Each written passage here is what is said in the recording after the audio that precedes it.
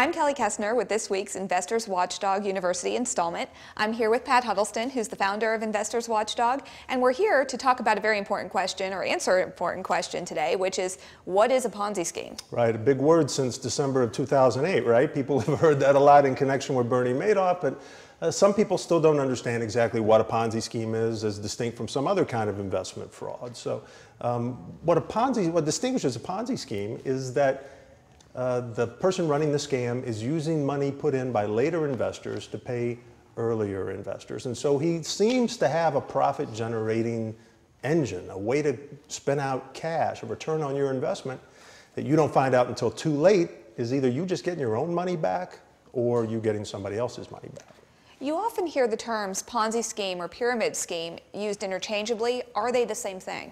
Not necessarily, Kelly. A pyramid scheme is, you can think in terms of a pyramid, it usually is something like a multi-level marketing program where you're responsible once you're in the program to recruit so many additional people, and then they recruit so many additional people and so on, and you can see how that spreads out into a pyramid.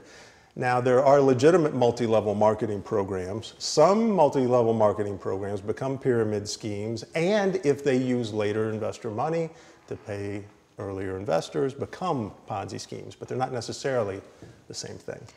I've seen things warning that if an investment promises outrageous returns, that's usually a red flag that it's a Ponzi scheme. Is that true? Well, it should be a red flag. It should be a red flag, but please, please, please don't believe that that is the chief identifying characteristic of most scams that are out there.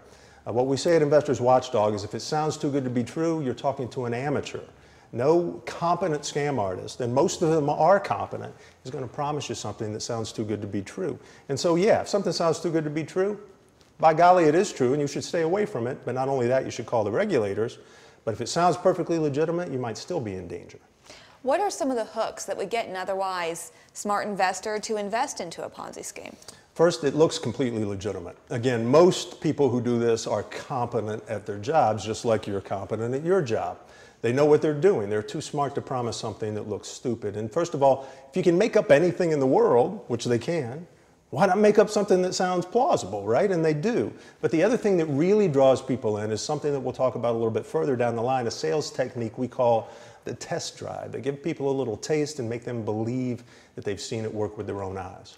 So these are very well planned out productions. They are, yeah. Well, that is our basic class on Ponzi schemes. We'll see you next week with more information. Until then, class dismissed.